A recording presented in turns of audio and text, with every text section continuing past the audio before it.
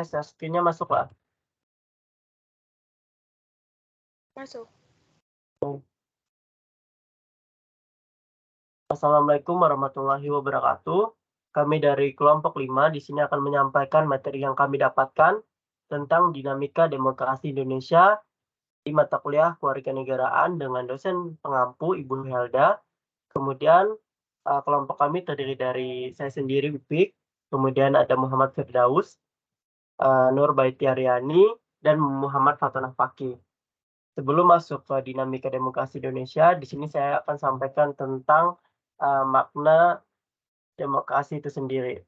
Pertama adalah kata demokrasi berasal dari dua kata dalam bahasa Yunani, yaitu demos yang berarti rakyat dan kratos atau kratein yang berarti pemerintahan, sehingga dapat diartikan sebagai pemerintahan rakyat. Kata ini kemudian diserap menjadi salah satu kosakata dalam bahasa Inggris, yaitu demokrasi. Konsep demokrasi menjadi sebuah kata kunci dalam bidang ilmu politik. Hal ini menjadi wajar sebab demokrasi saat ini disebut-sebut sebagai indikator perkembangan politik suatu negara. Menurut Kamus Besar Bahasa Indonesia, demokrasi merupakan istilah politik yang berarti pemerintahan rakyat. Hal tersebut bisa diartikan bahwa dalam sebuah negara, demokrasi kekuasaan tertinggi berada di tangan rakyat dan dijalankan langsung oleh mereka atau wakil-wakil yang mereka pilih di bawah sistem pemilihan bebas. Selanjutnya ada klasifikasi demokrasi. Ada beberapa klasifikasi dari demokrasi. Yang pertama berdasarkan titik berat perhatiannya, ada yang namanya demokrasi formal, kemudian demokrasi material, dan demokrasi gabungan. Kemudian demokrasi berdasarkan ideologi, ada demokrasi konstitusional atau demokrasi liberal, kemudian ada demokrasi rakyat atau demokrasi proletar. Kemudian ada demokrasi berdasarkan proses penyaluran kehendak rakyat. Ada demokrasi langsung dan demokrasi tidak langsung. Selanjutnya ada prinsip-prinsip demokrasi. Henry B. Mayo, sebagaimana dikutip oleh Miriam Budiarjo dalam bukunya yang berjudul Dasar-Dasar Ilmu Politik, mengungkapkan prinsip dari demokrasi yang akan mewujudkan suatu sistem politik yang demokratis. Adapun prinsip-prinsip tersebut adalah sebagai berikut. Pertama, menyelesaikan perselisihan dengan damai dan secara melembaga. Kedua, menjamin keselenggaranya perubahan secara damai dalam suatu masyarakat yang sedang berubah. Ketiga, menyelenggarakan pergantian pimpinan secara teratur. Keempat, membatasi pemakaian kekerasan sampai minimum. Kelima, mengakui serta menganggap wajar adanya keanekaragaman. Dan yang terakhir adalah menjamin tegaknya keadilan. Selanjutnya ada dinamika penerapan demokrasi di Indonesia. Prinsip-prinsip demokrasi yang ada di Indonesia. Ahmad Sanusi mengutarakan ada 10 pilar demokrasi konstitusional Indonesia yang menurut Pancasila dan Undang-Undang Dasar Negara Republik Indonesia tahun 1945. Pilar yang pertama adalah demokrasi yang berketuhanan yang Maha Esa. Pilar kedua, demokrasi dengan kecerdasan. Pilar ketiga, demokrasi yang berkedaulatan rakyat. Pilar keempat, demokrasi dengan rule of law. Pilar kelima, demokrasi dengan pemisahan kekuasaan negara. Pilar keenam, demokrasi dengan hak asasi manusia. Pilar ketujuh, demokrasi dengan pengadilan yang merdeka. Kemudian pilar ke-8, demokrasi dengan otonomi daerah. Pilar ke-9, demokrasi dengan otonomi daerah. Pilar ke-10, demokrasi yang berkeadilan sosial. Selanjutnya akan dilanjutkan oleh teman saya, Nurbaiti Aryani.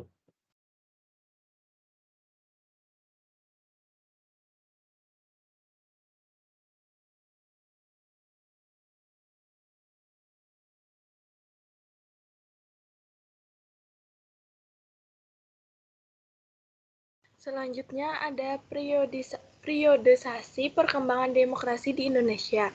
Dalam perjalanan sejarah ketatanegaraan negara kita, semua konstitusi yang pernah berlaku menganut prinsip demokrasi.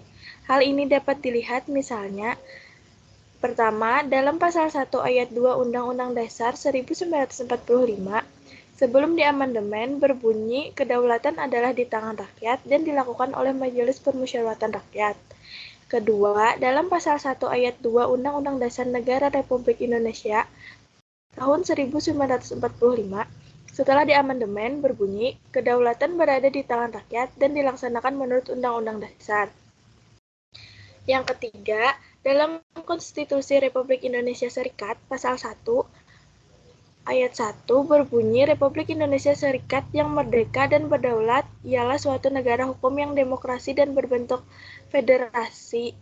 Yang kedua, ayat 2 berbunyi kekuasaan kedaulatan Republik Indonesia Serikat dilakukan oleh pemerintah bersama-sama Dewan Perwakilan Rakyat dan Senat. Yang keempat, dalam Undang-Undang Dasar Serikat 1950 pasal 1 ayat 1 berbunyi Republik Indonesia yang merdeka dan berdaulat ialah suatu negara hukum yang demokratis dan berbentuk kesatuan.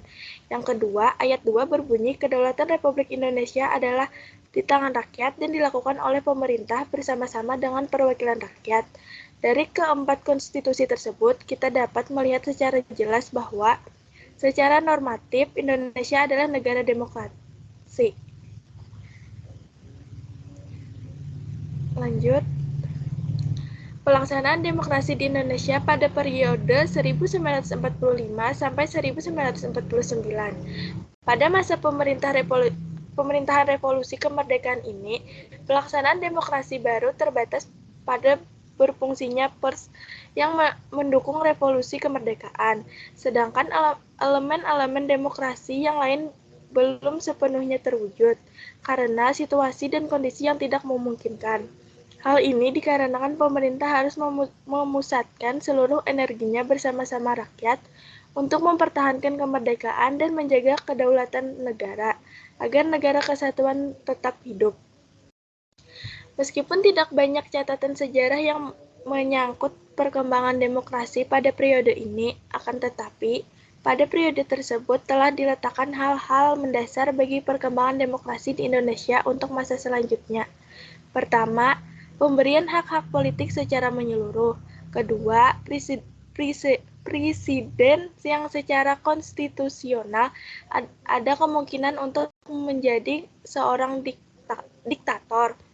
Dibatasi kekuasaannya ketika Komite Nasional Indonesia Pusat atau KNIP dibentuk untuk menggantikan parlemen. Ketiga, dengan maklumat wakil presiden, maka dimungkinkan terbentuknya sejumlah partai politik yang kemudian menjadi peletak dasar bagi sistem kepartaian di Indonesia untuk masa-masa selanjutnya dalam sejarah kehidupan politik kita. Selanjutnya, pelaksanaan demokrasi di Indonesia pada periode 1945 sampai 1950. Pelaksanaan demokrasi di Indonesia pada periode 1949 sampai 1959. Pada periode ini terjadi 2 kali penggantian Undang-Undang Dasar. Pertama, penggantian Undang-Undang Dasar 1945 dengan Konstitusi RIS pada rentang waktu 27 Desember 1949 sampai dengan 17 Agustus 1950. Dalam rentang waktu ini, bentuk negara kita berubah dari kesatuan menjadi serikat. Sistem pemerintahan juga berubah dari presidensial menjadi kuasi parlementer. Kedua, penggantian konstitusi RIS dengan Undang-Undang Dasar sementara 1950 pada rentang waktu 17 Agustus 1950 sampai dengan 5 Juli 1959. Periode pemerintahan ini berbentuk negara kembali berubah menjadi negara kesatuan dan sistem pemerintahan menganut sistem parlementer. Dengan demikian dapat disimpulkan bahwa periode 1949 sampai dengan 1959 negara kita menganut demokrasi parlementer. Masa demokrasi parlementer merupakan masa kejayaan demokrasi di Indonesia karena hampir semua elemen demokrasi dapat kita temukan perwujudan dalam kehidupan politik di Indonesia.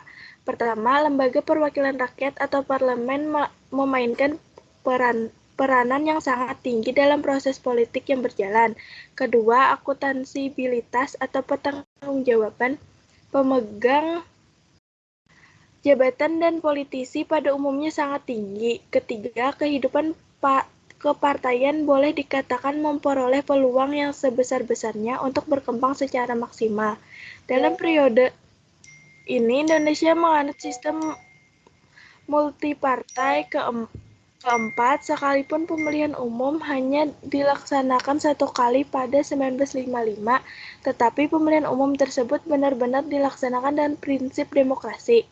Kelima, masyarakat pada umumnya dapat merasakan bahwa hak-hak dasar mereka tidak dikurangi sama sekali, sekalipun tidak semua warga negara dapat memanfaatkannya dengan maksimal. Keenam, dalam masa pemerintahan parlementer, daerah-daerah memperoleh otonomi yang cukup, bahkan otonomi yang seluas-luasnya dengan asas desentralisasi sebagai landasan untuk berpijak dalam mengatur hubungan kekuasaan antara pemerintah pusat dengan pemerintah daerah. Keenam indikator tersebut merupakan ukuran kesuksesan pelaksanaan demokrasi pada masa pemerintahan parlementer. Akan tetapi, kesuksesan tersebut tidak berumur panjang. Demokrasi parlementer hanya bertahan selama 9 tahun, seiring dengan dikeluarkannya dekret oleh Presiden Soekarno pada tanggal 5 Juli 1959 yang membubarkan konstituante dan kembali kepada Undang-Undang Dasar 1945.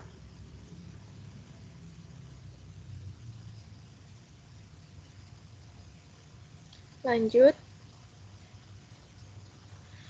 Pelaksanaan demokrasi di Indonesia periode 1959 sampai 1965. Presiden Soekarno sebagai kepala negara mengeluarkan suatu dekret pada tanggal 5 Juli 1959 yang selanjutnya dikenal dengan sebutan Dekret Presiden 5 Juli 1945.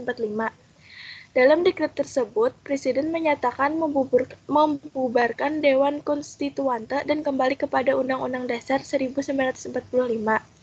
Dekret Presiden tersebut mengakhiri era demokrasi parlementer yang kemudian membawa dampak yang sangat besar dalam kehidupan politik nasional. Era baru demokrasi dan pemerintahan Indonesia mulai dimasuki, yaitu suatu konsep demokrasi yang oleh Presiden Soekarno disebut sebagai demokrasi terpimpin. Maksud konsep terpimpin ini dalam pandangan Presiden Soekarno adalah pimpinan oleh hikmah, kebijaksanaan dalam permusyawaratan dan perwakilan. Adapun karakteristik yang utama dari perpolitikan pada era demokrasi terpimpin adalah pertama, mengaburnya sistem kepartaian. Kedua, dengan terbentuk Dewan Perwakilan Rakyat gotong royong, peranan lembaga legislatif dalam sistem politik nasional menjadi sedemikian lemah. Ketiga, hak dasar manusia menjadi sangat lemah. Presiden dengan mudah menyingkirkan lawan-lawan politiknya yang tidak sesuai dengan kebijaksanaannya ataupun yang mempunyai keberanian untuk menentangnya.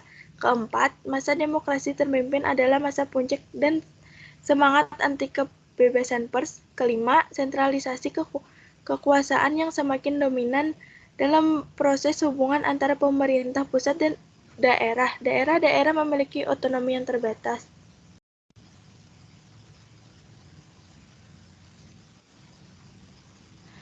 Selanjutnya, pelaksanaan demokrasi di Indonesia pada periode 1964 sampai 1998. Era baru dalam pemerintahan dimulai setelah melalui masa transisi yang singkat, yaitu antara tahun 1966 sampai 1968. Ketika Jenderal Soeharto dipilih menjadi Presiden Republik Indonesia, era yang kemudian dikenal sebagai Orde Baru dengan konsep demokrasi Pancasila. Visi utama pemerintah Orde Baru ini adalah untuk melaksanakan Pancasila dan Undang-Undang Dasar 1945 secara murni dan konsekuensi dalam setiap aspek kehidupan masyarakat Indonesia. Dengan visi tersebut, Orde Baru memberikan secerah harapan bagi rakyat Indonesia, terutama yang berkaitan dengan perubahan-perubahan politik, dari yang bersifat otoriter pada masa demokrasi terpimpin di bawah Presiden Soekarno menjadi lebih demokratis. Berikut ini dipaparkan karakteristik demokrasi Pancasila ala Orde Baru. Pertama, rotasi kekuasaan eksekutif boleh dikatakan hampir tidak pernah terjadi, kecuali pada jajaran yang lebih rendah seperti gubernur, bupati atau wali kota, camat, dan kepala desa. Kedua, rekrutmen politik bersifat tertutup. Ketiga, pemilihan umum. Pada masa pemerintahan Orde Baru, pemilihan umum telah dilangsungkan sebanyak 7 kali dengan frekuensi yang teratur setiap 5 tahun sekali. Ketiga, pemilihan umum.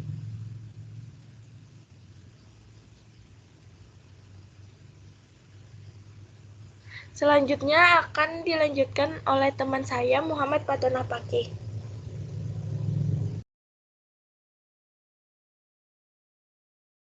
Selanjutnya, pelaksanaan demokrasi di Indonesia pada periode 1998 sampai sekarang.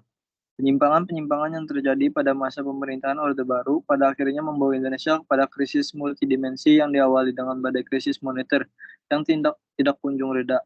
Krisis moneter tersebut membawa akibat yang pada terjadinya krisis politik, di mana tingkat kepercayaan rakyat terhadap pemerintah begitu kecil. Tidak hanya itu, kerusuhan-kerusuhan terjadi hampir di semua belahan bumi Nusantara ini.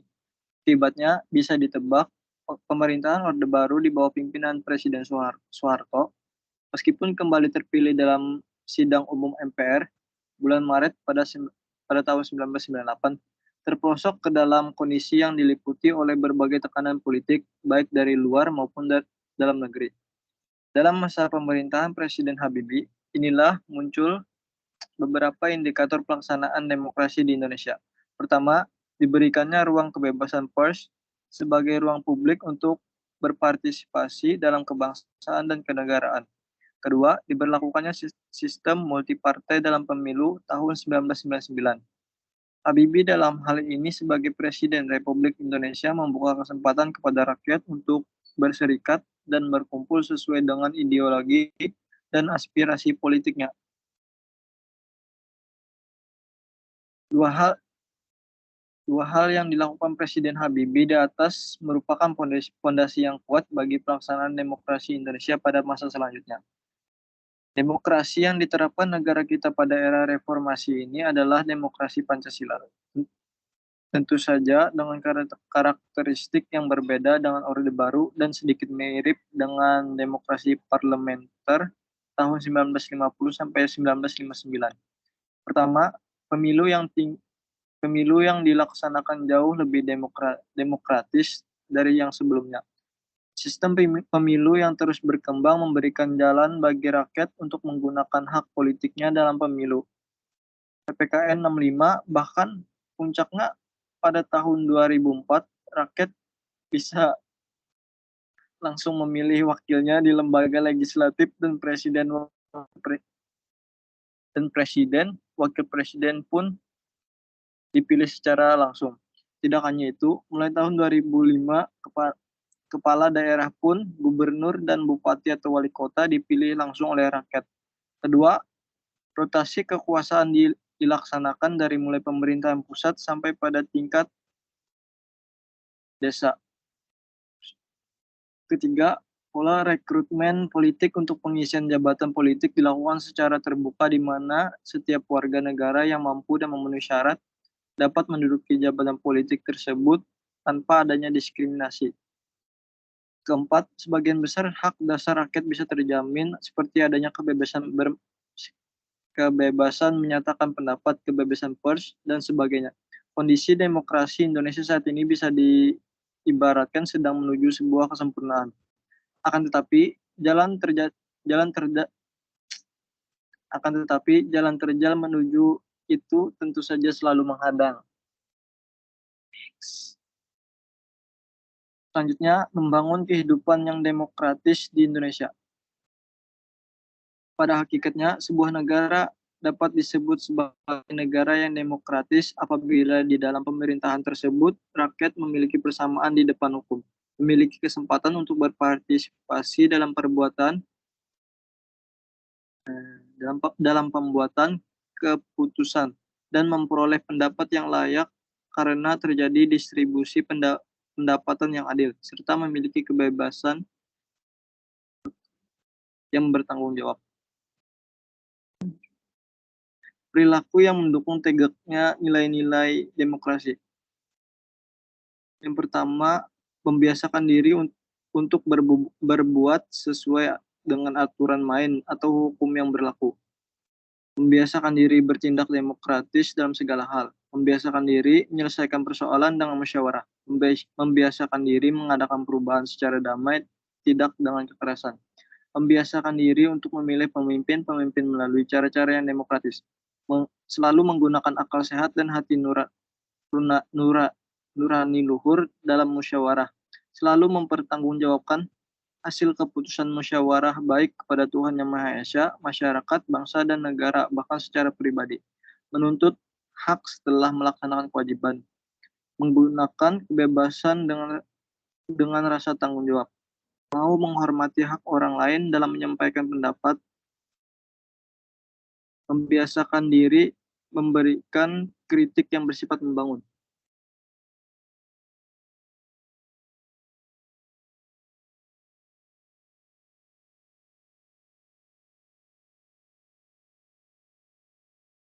Next.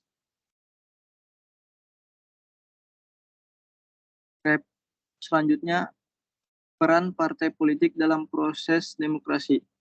Representasi. Partai politik mewakili kepentingan masyarakat dan mencalonkan kandidat dalam pemilihan umum untuk menjadi perwakilan rakyat. Pilihan. Mereka menyediakan alternatif kepemimpinan dengan mengajukan kandidat yang berbeda dalam pemilu, memungkinkan pemilih untuk memilih pemimpin dan perwakilan mereka. Pembentukan kebijakan. Partai politik mengembangkan platform politik dan kebijakan yang mencerminkan pandangan mereka tentang berbagai isu. Ini membentuk dasar kebijakan pemerintah setelah terpilih. Kontrol eksekutif. Partai politik yang memenangkan pemilu mengendalikan pemerintahan eksekutif, termasuk memilih kepala negara atau pemerintah. Pengawasan dan kritik. Partai oposisi memainkan peran dalam mengawasi pemerintah yang berkuasa, memberikan kritik, dan menjaga keseimbangan kekuasaan. Pendidikan politik. Mereka dapat menjadi wadah untuk pendidikan politik, memberikan informasi kepada pemilih, dan memfasilitasi diskusi politik. Pemersatu masyarakat. Partai politik dapat menggabungkan berbagai kelompok dalam masyarakat ke dalam platform politik yang bersatu. Perubahan sosial. Mereka dapat mempromosikan perubahan sosial dan reformasi melalui proses politik.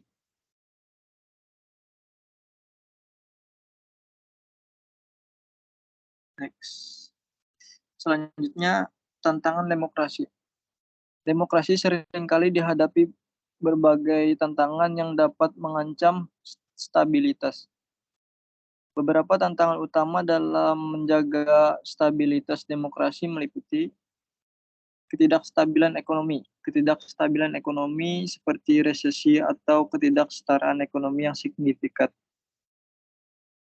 dapat menciptakan ketegangan sosial dan ketidakpuasan yang mengancam stabilitas politik. Korupsi.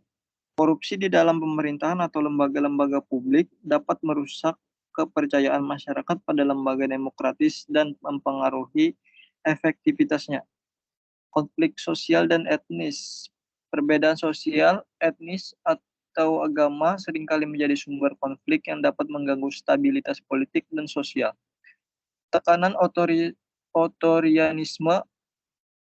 Ancaman terhadap demokrasi dapat berasal dari upaya pemerintah untuk membatasi kebebasan politik, mengurangi peran oposisi, atau mengendalikan media dan lembaga independen. Ekstremisme dan terorisme.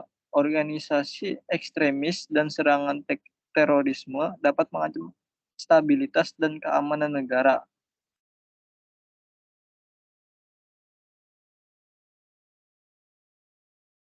dan Baik, sosial potensi merusak sistem demokratis. Selanjutnya akan dilanjutkan oleh Muhammad Firdaus. baik. Berikutnya adalah polarisasi politik.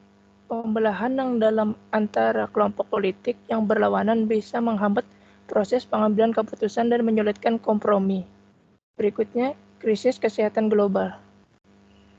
Krisis kesehatan seperti pandemi dapat menguji kapasitas pemerintahan dalam mengatasi krisis dan menimbulkan pertanyaan tentang pengambilan keputusan yang efektif.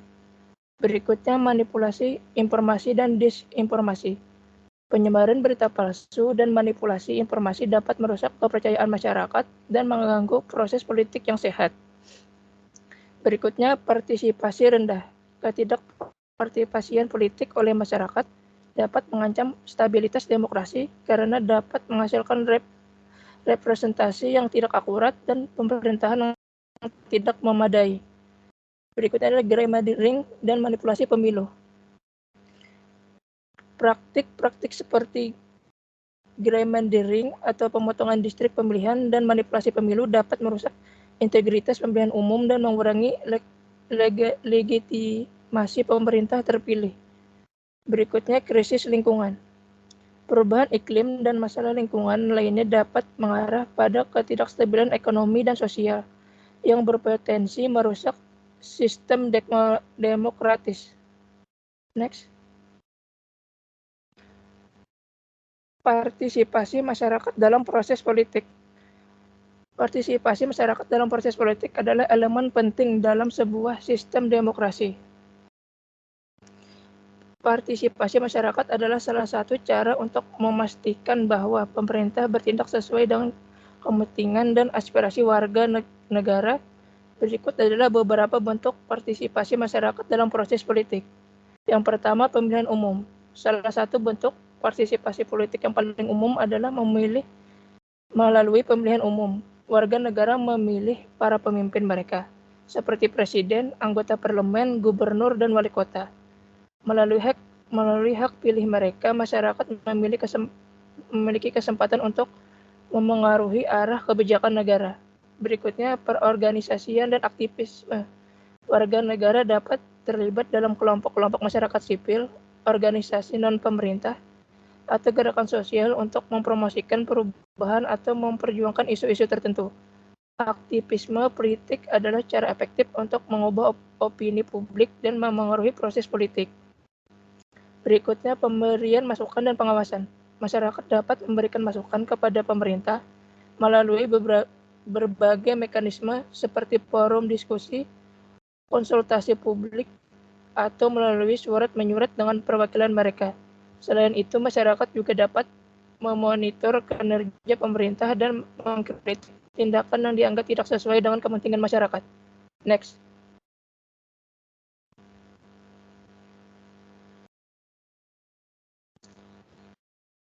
Berikutnya, media sosial dan kampanye online. Dalam era digital, media sosial dan internet telah menjadi platform penting untuk menyampaikan opini politik, menggalang dukungan dan mobilitas massa. Kampanye online dapat mengaruhi opini publik dan memicu perubahan politik. Berikutnya, partisipasi dalam pembuatan kebijakan. Beberapa negara memungkinkan partisipasi langsung masyarakat dalam proses pembuatan kebijakan melalui referendum atau inisiatif rakyat. Ini memberi warga negara kekuatan untuk mengusulkan dan mengesahkan undang-undang. Berikutnya, protes dan demonstrasi. Ketika warga negara tidak puas dengan kebijakan atau tindakan pemerintah, mereka dapat mengorganisasi protes dan demonstrasi untuk mengungkapkan ketidaksetujuan mereka dan mendesak perubahan. Berikutnya, partisipasi dan partai politik. Dalam partai politik, bergabung dengan partai politik, terutama bagi mereka yang tertarik dengan proses pembuatan kebijakan, adalah cara untuk terlibat secara langsung dalam politik. Next. Perkembangan terkini dalam dinamika demokrasi Indonesia. Demokrasi di Indonesia berkembang selaras dengan pergejolakan politik yang terjadi pasca kemerdekaan. Perubahan pola demokrasi terjadi mulai dari demokrasi terpimpin parlementer sampai era reformasi. Namun pada dasarnya peran pemerintah dalam pelaksanaan demokrasi masih sangat lebih banyak sebab dalam Undang-Undang 1945 serta perubahannya masih terlihat kekuasaan pemerintah lebih banyak dibandingkan kekuasaan lainnya. Indonesia dalam pelaksanaan demokrasi mengalami beberapa fase hingga sekarang. Sekarang ini dikenal dengan era reformasi. Negara demokrasi tentu membenturkan adanya partai politik sebagai sendi dari demokrasi atau penyelenggaraan. Penyelenggaraan demokrasi secara tidak langsung atau dilakukan melalui pemilu dalam rangka menjabati posisi kepemimpinan suatu negara yang adanya partai politik sebagai anggota pemilu. Partai politik pada dasarnya mempunyai posisi dan peran yang terpusat dan penting dalam setiap demokrasi sebab melibatkan peran yang penting sebagai penyalur antara pemerintahan negara dengan rakyatnya. Sekian presentasi dari kelompok kami tentang dinamika demokrasi di Indonesia.